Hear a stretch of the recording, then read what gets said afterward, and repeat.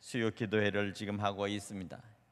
이 기도회를 열면서 함께 같이 드리는 이 예배가 우리 모든 동영상을 보는 우리 모든 성도님들에게 큰 위로와 그리고 큰 기쁨이 되기를 간절히 소원합니다. 어느 곳에 있든지 우리 성도님들이 모이는 그 곳, 가정이나 직장이나 그리고 다른 어떤 곳이랄지라도 그곳에서 조용히 마음을 모으고 이 시간 함께 하나님 앞에 찬양하며 기도하며 또한 이 시간 말씀을 들을 때 주의 성령께서 함께 하시며 주님이 주시는 크신 은혜와 위로가 함께 하시기를 간절히 축원합니다. 오늘 저녁은 지금 이 태풍이 우리 한반도 제주도 상공을 통해서 지금 태풍이 들어오고 있습니다. 날씨는 더운데도 지금 바람이 아주 불고 있습니다. 오늘 밤에는 이 전체적으로 우리가 태풍권에 들어가겠습니다. 우리가 원하든 원하지 않던 언제나 우리는 자연과 그리고 이 모든 환경 속에 지배를 받을 수밖에 없습니다. 아무리 똑똑하면 무엇합니까? 아무리 내가 무언가를 가졌다고 한들 이것을 피해갈 수가 없는 것입니다. 내가 힘이 있다고 아니면 내가 무엇인가를 자랑할 수 있는 어떤 권력이 있다고 그 어떤 것을 가지고도 우리는 우리 앞에 다가오는 이 큰 태풍, 이 바람을 피해갈 수가 없는 겁니다. 피해가지도 않을 뿐더러 또한 우리와 상관없이 아랑곳하지 않고 바람은 지금 우리에게 불어칠 것입니다. 비바람이 불어칠 것입니다. 한 가지 우리가 이 밤에 기도할 수 있는 것은 하나님, 태풍이 와도 피해가 없도록 하나님 모든 것들을 지켜주시옵소서. 이렇게 우리 다 같이 기도해야 되겠습니다. 특별히 이 바람이 부는 태풍은 농촌에 있는 우리 농부들과 그리고 과수원들, 비닐하우스라는 모든 분들에게 아주 큰 피해를 줄 수 있습니다. 또한 여러 공장이나 아니면 여러 군데에서 큰 그러한 피해를 입을 수도 있습니다. 비가 쏟아지고 바람이 불고 이렇게 하면서 아주 강한 이 비바람이 몰아칠 때 잘못하면 사람들은 큰 위험에 처할 수도 있습니다. 오늘 아무튼 하나님이여 우리를 지켜주시고 함께해 주시옵소서. 우리를 주의 장막 안에 품어주시옵시고 이 폭풍우 속에서도 우리를 안전하게 우리를 지켜주시옵소서. 이렇게 우리가 기도해야 되겠습니다. 일본 사람들이 예전에 미국에 가서 그 지진 현장을 보면서 이 사람들이 이런 얘기를 했다고 합니다. 이 정도의 지진은 우리 일본에서는 피해가 없다. 우리는 건물을 아주 튼튼하게 짓고 모든 것들을 대비해 놨기 때문에 이 정도는 우리는 아무 상관없다. 이렇게 장담을 했습니다. 그런데 문제는 그 후에 1995년에 1월 달에 보면 화요일 날 아침 5시 46분 간사이 지방이라고 하는 그곳에 지진이 일어났는데 바로 그 지역에 고베시라는 데가 있습니다. 그 고베시가 150만 정도 되는 인구를 가졌는데 그 지진으로 인해서 5,500명이 죽었습니다. 5,502명이 그 지진으로 죽었습니다. 단 20분 동안의 지진이었습니다. 뭐 1시간도 아닙니다. 20분입니다. 20분 동안 지진이 나서 온 지축을 흔들고 땅이 막 춤을 추고 요동하고 이렇게 되면서 피해를 입었습니다. 무려 피해만 79조 2천억 원이라는 손실이 났다고 합니다. 79조 2천억, 어마어마한 돈이죠. 단 20분 동안의 피해입니다. 우리는 우리가 가지고 있는 최첨단의 어떤 과학이나 아니면 그 어떤 시설이 있다 할지라도 때로는 우리에게 다가오는 이러한 큰 자연의 재해와 그리고 불행과 이 큰 사건을 우리는 피해갈 수 없고 막을 수가 없습니다. 이것이 바로 우리에게 있어서의 한계입니다. 이번 코로나 바이러스를 통해서도 지금 온 나라가 지금 아주 조용히 숨죽이고 있습니다. 거리에 나가면 아주 한산합니다. 아무도 거리로 나와서 돌아다니려고 하지 않습니다. 다 집에 안에 들어 앉아서 빨리 이 코로나가 수그러지기를 간절히 바라는데, 그런데도 계속해서 깜깜이 환자들이 점점 늘어나고 있는 것입니다. 이 깜깜이 환자라는 건 어디서 내가 병을 옮았는지 알 수 없이 시작된 것입니다. 아무 데도 가지 않았는데, 특별히 다녔다고 해서 특별히 어느 곳에 사람들이 있는 바이러스 보균자가 있는 곳에 그런데 가지도 않고 있었는데 어느 날 갑자기 바이러스균이 점점 퍼져서, 그래서 가보니까 코로나 바이러스 양성의 환자, 이 환자들이 점점 많아지고 있다는 겁니다. 이것은 굉장히 위험스러운 것입니다. 코로나 바이러스가 이제 보편적으로 퍼져나가고 있다는 사실이죠. 우리는 이럴수록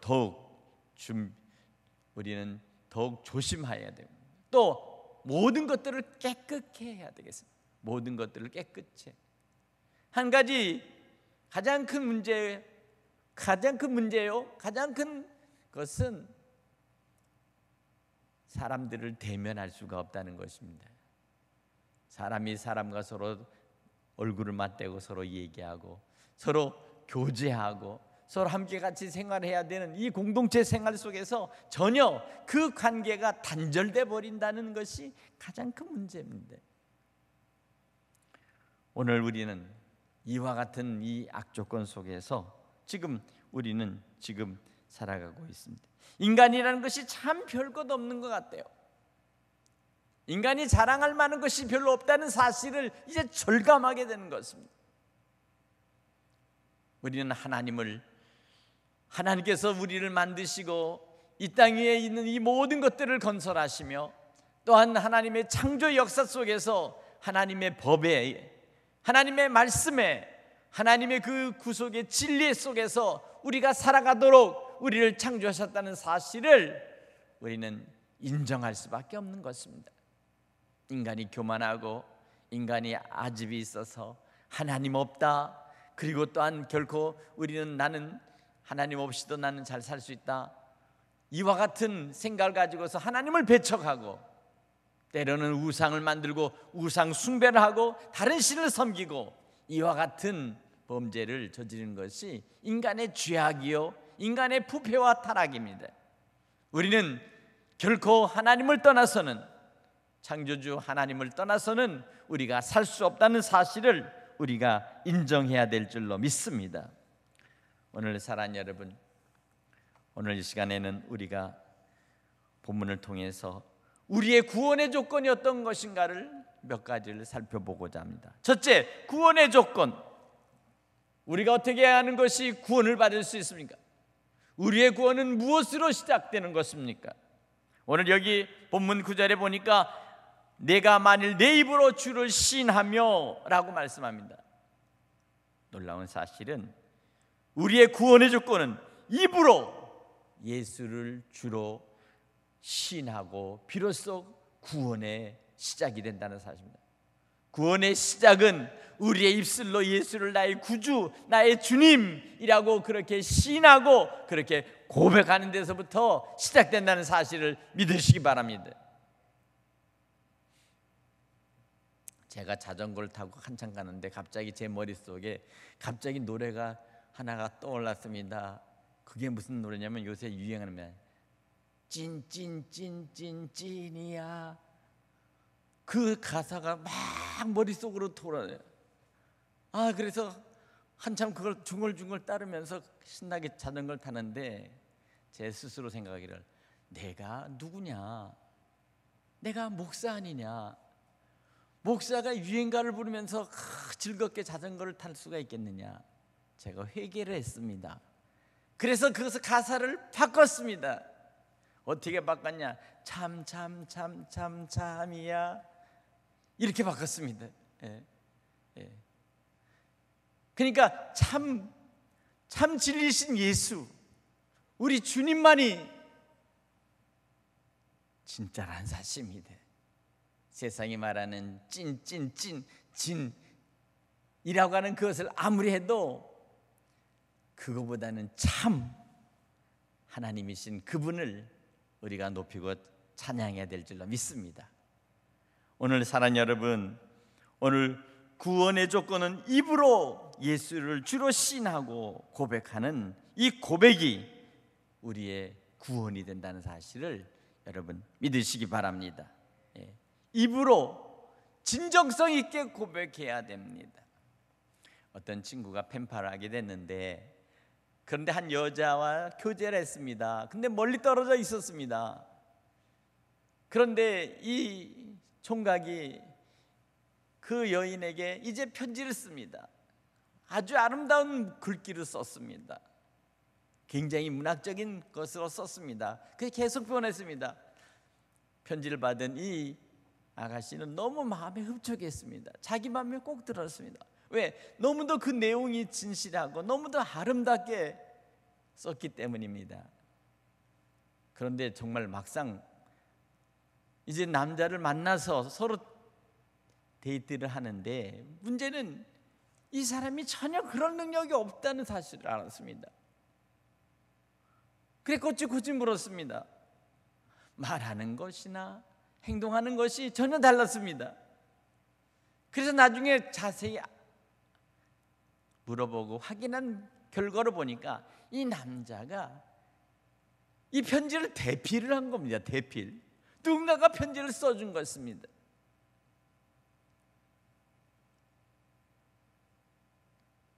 비로소 이 여자는 마음을 접었습니다. 편지를 받을 때는 정말 이런 사람이라면 내가 평생 결혼하고 행복한 가정을 이룰 수 있겠구나 라고 그렇게 생각했는데, 정작 만나보니까 그게 아니더라는 거예요. 그의 입에서 나오는 모든 말이나 모든 것들이 전혀 달랐다는 거죠. 결국엔 어떻게 됐습니까? 결국 이 여자는 결국 이 남자를 결국 포기하고 결혼하려고 했던 그 상대에서 결국 그 마음에 지워버렸습니다. 오늘 이거 참 중요합니다. 그러니까 자기의 마음에 있는 것을 솔직하게, 자기의 마음속에 있는 것, 그것을 진정성 있게 우리가 고백하고 주님 앞에 우리의 것을 표현할 수 있는 것, 이것이 바로 입으로 시인하는 것입니다. 아무리 다른 데서 써서 아무리 읽는다고 그것이 진정한 고백은 아닌 것입니다.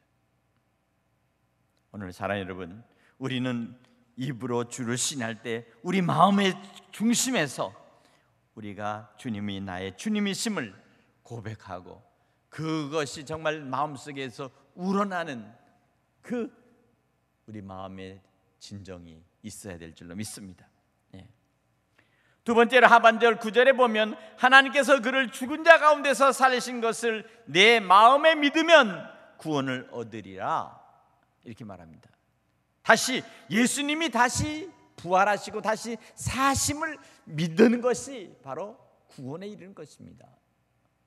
여러분, 예수 그리스도께서 죽은 자 가운데서 사흘 만에 그 무덤에서부터 다시 살아나셨음을 여러분 믿으십니까?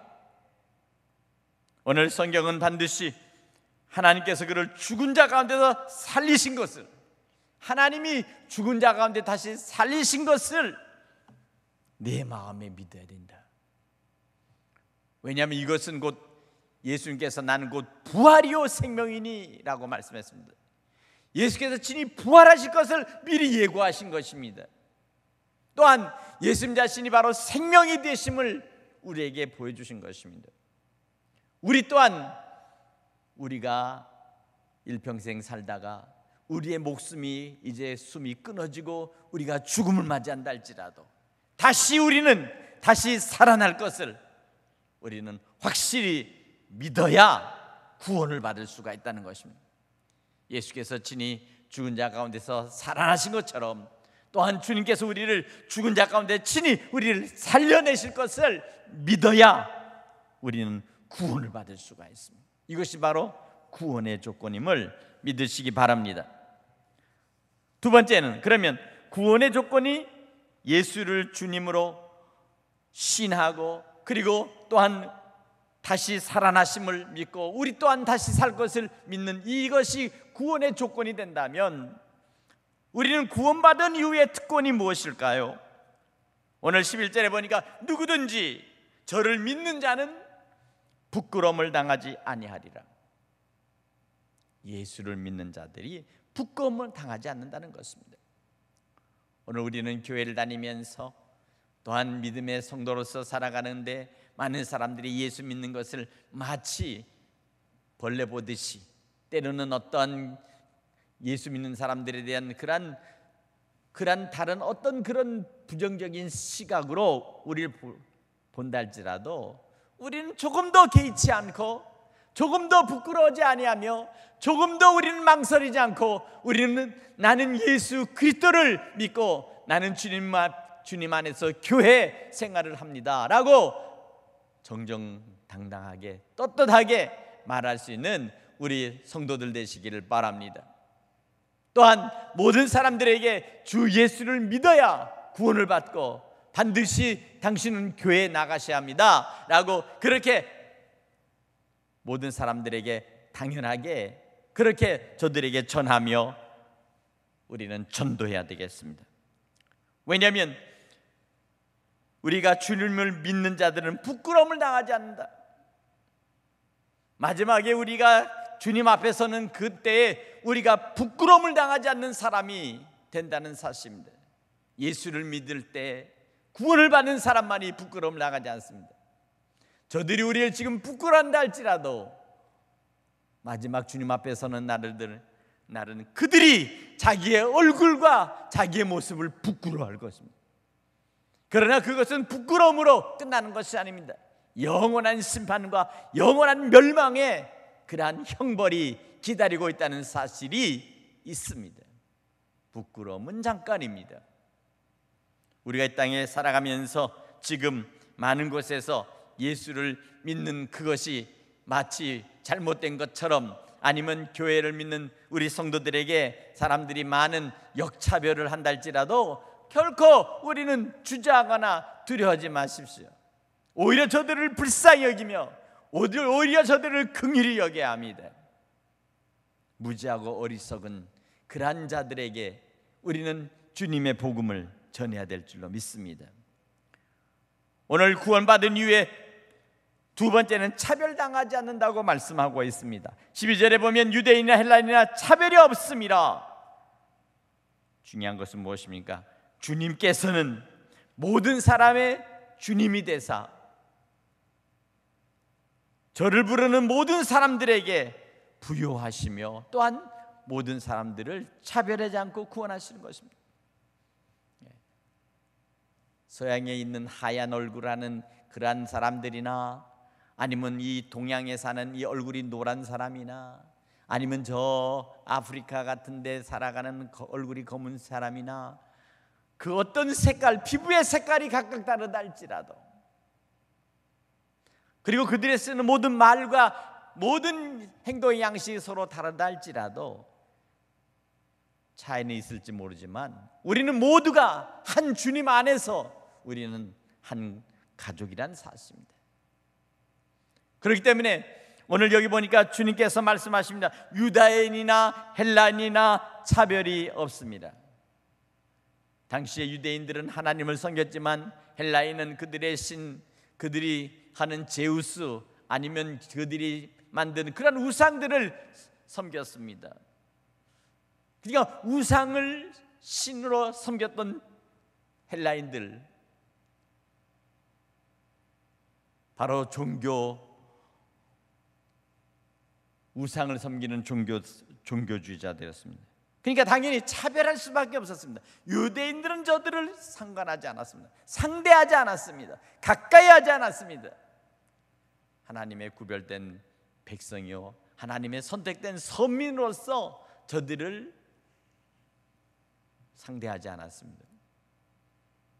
그러나 주님께서는 유대인이나 헬라인이나 차별이 없다 말씀합니다. 누구든지 예수 안에 있으면 결코 차별이 없을 뿐만 아니라 누구든지 예수 안에 있으면 결코 정죄함이 없습니다. 오늘 이것을 믿으시기 바랍니다. 구원받은 후의 특권, 구원받은 후에 우리가 받아야 될 복이 두 가지가 있다. 첫째는 우리가 결코 부끄러움을 당하지 않을 것이며, 또한 우리는 결코 차별당하지 않는다. 예수 안에는 결코 우리는 차별이 없음을 믿으시기를 바랍니다. 이제 또한 세 번째는 구원받은 이후에 하나님께서 12절의 말씀 보니까 저를 부르는 모든 사람에게 부요하시도다. 부요라는 말을 쓰고 있습니다. 다시 말하면 예수님 자신이 부의 근원이 되셔서 우리를 축복해 주신다는 거예요. 오늘 사랑하는 여러분, 예수님 안에서 우리 모두가 축복받는 믿음의 성도 될 수 있기를 간절히 축원합니다. 첫 번째는 예수님을 믿고서 우리 안에 영적인 풍요, 우리 안에 있는 참된 영원한 하나님의 나라가 우리 안에 있기 때문에 우리는 풍요를 누릴 수가 있는 것이요. 두 번째는 우리가 이 땅에 살아가면서 경제적으로나 그 어떤 활동을 하면서 하나님께서 주시는 일용할 축복을 누릴 수 있다는 사실을 약속해 주셨다는 것입니다. 오늘 그렇기 때문에 우리는 예수를 믿고 우리는 분명히 우리의 삶에 있어서 성공의 삶을 살아갈 수 있다는 사실을 이미 약속하고 있다는 것을 믿으시기 바랍니다. 세계 여러 나라를 보십시오. 잘 사는 나라, 선진국, GNP가 높은 나라들은 모두가 다 예수를 믿는 나라들입니다. 물론 그 중에는 예수를 믿지 않은 나라도 끼어 있지만 대체적으로 80% 이상이 다 예수를 믿는 나라라는 사실을 여러분 믿으시기 바랍니다. 마지막 결론의 말씀입니다. 구원받은 이후의 삶은 어떻게 해야 됩니까? 우리가 이제 날마다 구원받은 이후에 우리의 삶의 모습은 어때야 될까요? 우리는 두 가지, 오늘 본문을 말씀합니다. 13절에 누구든지 주의 이름을 부르는 자는 구원을 얻으리라. 이렇게 봅니다. 날마다 예수의 이름을 부르며 우리는 살아야 되겠습니다. 날마다 우리의 마음속에 예수를 부르고 날마다 우리의 입으로 예수를 시인하고 예수를 찬양하는 삶이 되어야 될 줄로 믿습니다. 예수의 이름을 믿고 시인하고 고백하고 또한 찬양으로 주님을 높여드리는 이것이야말로 우리가 해야 될 그러한 성도들의 삶인 줄 믿습니다. 두 번째로, 구원받은 이후의 삶의 두 번째는 우리는 어느 곳에 가든지 우리는 예수의 이름을 전파하고 또한 주님의 말씀의 복음을 우리는 전해야 되겠습니다. 전파해야 합니다. 오늘 14절에 보면 이렇게 말합니다. 그런즉 저희가 믿지 않은 이를 어찌 부르리요? 듣지도 못한 이를 어찌 믿으리요?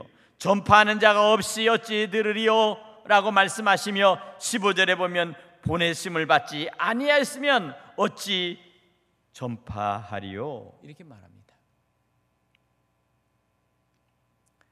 우리는 주님의 이름을 저들에게 전파해야 되겠습니다. 믿지 않은 자들에게 우리가 전파하다 보면 이 복음은 능력이 있어서 저들의 마음속에서 믿어지게 하는 놀라운 하나님의 은혜가 나타나는 것을 믿으시기 바랍니다. 때로는 완악하고 때로는 교만하고 때로는 악질적이고 때로는 우리를 향해서 거부하고 우리에게 반항할지라도 또한 우리를 핍박한다 할지라도 우리가 계속 예수의 이름을 외칠 때 그 속에 하나님의 구원의 역사가, 성령의 능력의 역사가 나타난다는 사실을 믿으시기 바랍니다. 완악한 마음이 깨어지고 교만한 마음이 부서져서 비로소 예수를 믿을 수 있는 그러한 옥토로 바뀐다는 사실을 여러분 믿으시기 바랍니다. 오늘 그렇습니다. 우리는 기쁜 소식, 이 복음의 소식, 이 구원의 소식인 바로 예수, 우리 주님을 모든 곳에 전파하고 모든 사람들에게 알려야 되겠습니다. 오늘 이것이 바로 우리가 해야 될 일이요, 마지막 우리의 사명인 줄 믿으시기를 바랍니다. 사랑하는 성도 여러분, 한 주 동안 어떻게 지내셨습니까? 우리가 구원받은 성도로서의 삶을 살아가면서 우리에게 주어진 내 속에 있는 구원의 모습이 지금 어떻게 날마다 고백되어지고 또한 우리가 신앙으로서 드러나고 있습니까? 내 마음속의 구원에 대하여 다시 한번 확증할 수 있습니까? 내가 받은 그 구원으로 인하여 다른 사람들에게 어떻게 영향력을 끼치겠습니까? 오늘 우리는 다시 말씀 앞에 겸손히 무릎을 꿇고 이 말씀 속에서 우리에게 주신 주님의 교훈을 다시 한번 새롭게 깨닫고, 우리가 기도하면서 다시 성령의 능력 안에서 다시 새롭게 무장하고, 우리가 우리의 이웃들을 섬기며 우리의 이웃들을 사랑하며 우리 이웃들에게 생명의 복음을 전하며 우리의 이웃들과 하나 될 수 있는, 하나 되는 그러한 천안 대성교회 우리의 성도들 되시기를 주님의 이름으로 간절히 축원합니다. 우리가 주님이 우리에게 말씀하신 것처럼 우리가 우리의 이웃들과 함께 더불어 저들을 섬기며 저들을 사랑하며 저들을 위하여 기도하며 또한 중보하며 함께 같이 살아갈 때 반드시 성령께서는 역사하셔서 저들을 주님 앞으로 인도해 나갈 줄로 믿습니다. 지금 이 코로나 바이러스를 통해서 예배 활동이 점점 줄어들고 우리의 셀 모임들이 점점 어려워지고 교회 예배가 지금 이렇게 비대면으로 예배를 드리지 못한 채 방송으로 예배를 한다 할지라도 사랑하는 성도 여러분, 결코 우리는 좌절하거나 절망하지 않고 우리는 믿음으로 주님을 바라보며 믿음의 주에 온전케 예수님만 바라보고 우리는 날마다 앞으로 전진해야 되겠습니다. 오늘 이와 같은 믿음을 가지고 승리하는 여러분 되시기를 간절히 축원합니다. 오늘 이 시간 주님 앞에 간절히 우리 함께